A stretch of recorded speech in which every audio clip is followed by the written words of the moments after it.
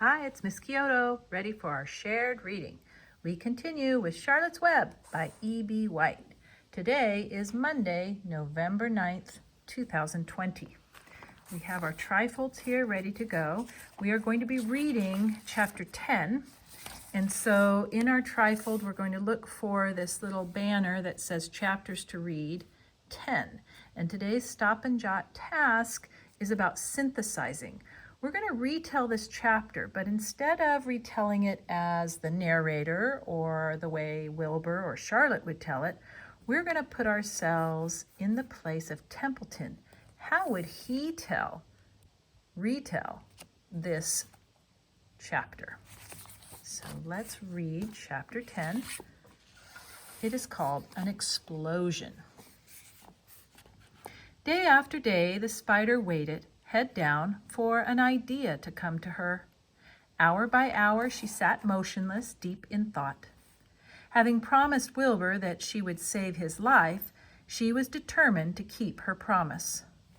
Charlotte was naturally patient. She knew from experience that if she waited long enough, a fly would come to her web, and she felt sure that if she thought long enough about Wilbur's problem, an idea would come to her mind. Finally, one morning toward the middle of July, the idea came.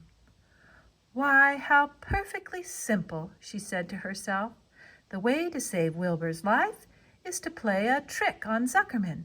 If I can fool a bug," thought Charlotte, "I can surely fool a man.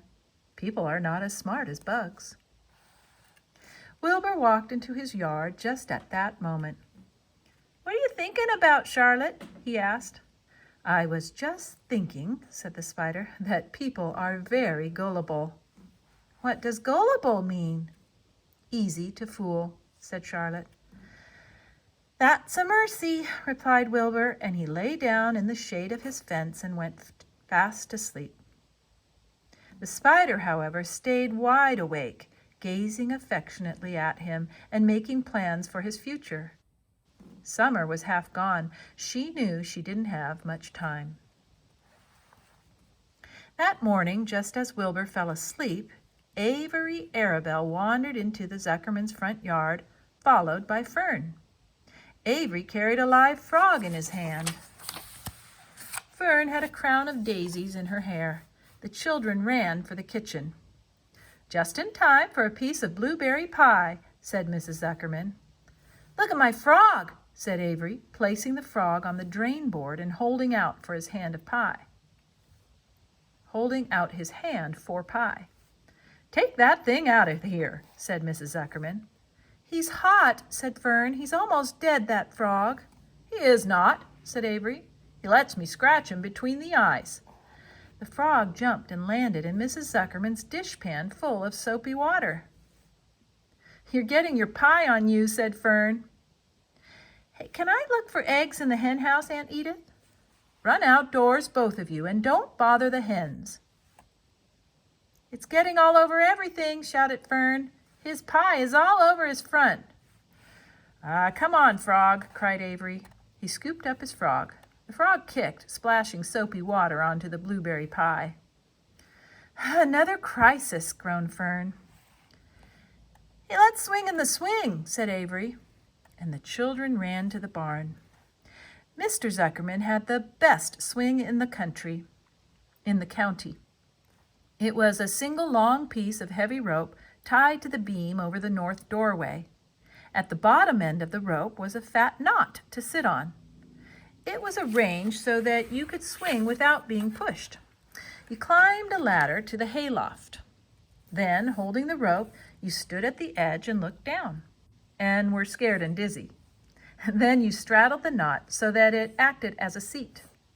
Then you got up all your nerve, took a deep breath, and jumped. For a second, you seemed to be falling to the barn floor far below. But then suddenly the rope would begin to catch you, and you would sail through the barn door going a mile a minute, with the wind whistling in your eyes and ears and hair. Then you would zoom upward into the sky and look up at the clouds, and the rope would twist, and you would twist and turn with the rope. Then you would drop down, down, down out of the sky and come sailing back into the barn, almost into the hayloft. Then sail out again, not quite so far this time, then in again, not quite so high, then out again, then in again, then out, then in.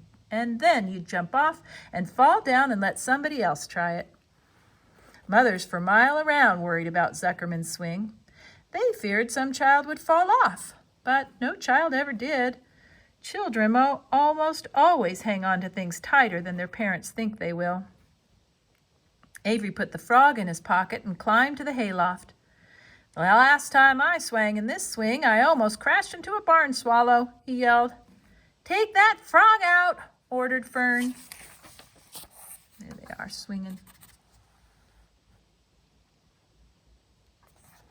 Avery straddled the rope and jumped. He sailed out through the door, frog and all, and into the sky, frog and all. Then he sailed back into the barn. Your tongue is purple, screamed Fern. So is yours, cried Avery, sailing out again with the frog. I have hay inside my dress. It itches, called Fern. Scratch it, yelled Avery as he sailed back. It's my turn, said Fern. Jump off. Fern's got the itch, sang Avery. When he jumped off, he threw the swing up to his sister. She shut her eyes tight and jumped. She felt the dizzy drop, then the supporting lift of the swing. When she opened her eyes, she was looking up into the blue sky and was about to fly back through the door. They took turns for an hour. When the children grew tired of swinging, they went down toward the pasture and picked wild raspberries and ate them. Their tongues turned from purple to red. Fern bit into a raspberry that had a bad-tasting bug inside it and got discouraged. Avery found an empty candy box and put his frog in it. The frog seemed tired after his morning in the swing. The children walked slowly up toward the barn. They, too, were tired and hardly had any energy enough to walk. Let's build a tree house, suggested Avery. I want to live in a tree with my frog. I'm going to visit Wilbur, Fern announced. They climbed the fence into the lane and walked lazily toward the pig pen. Wilbur heard them coming and got up. Avery noticed the spider web, and, coming closer, he saw Charlotte. Hey, look at that big spider, he said. It's tremendous. Leave it alone, commanded Fern. You've got a frog, isn't that enough? That's a fine spider, and I'm going to capture it, said Avery. He took the cover off the candy box. Then he picked up a stick. I'm going to knock that old spider into this box, he said. Wilbur's heart almost stopped when he saw what was going on. This might be the end of Charlotte if the boy succeeded in catching her. You stop it, Avery, cried Fern. Avery put one leg over the fence of the pig pen. He was just about to raise his stick to hit Charlotte when he lost his balance. He swayed and toppled and landed on the edge of Wilbur's trough. The trough tipped up and then came down with a slap. The goose egg was right underneath.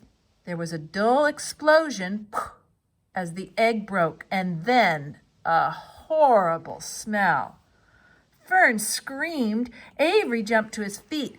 The air filled with the terrible gases and smells from the rotten egg. Templeton, who had been resting in his home, scuttled away into the barn. Good night, screamed Avery. Good night. What a stink. Let's get out of here. Fern was crying. She held her nose and ran toward the house. Avery ran after her, holding his nose. Charlotte felt greatly relieved to see him go. It had been a narrow escape. Later on that morning, the animals came up from the pasture. The sheep, the lambs, the gander, the goose, and the 7 goslings. There were many complaints about the awful smell, and Wilbur had to tell the story over and over again of how the arable boy had tried to capture Charlotte and how the smell of the broken egg drove him away just in time. It was that rotten goose egg that saved Charlotte's life, said Wilbur. The goose was proud of her share in the adventure.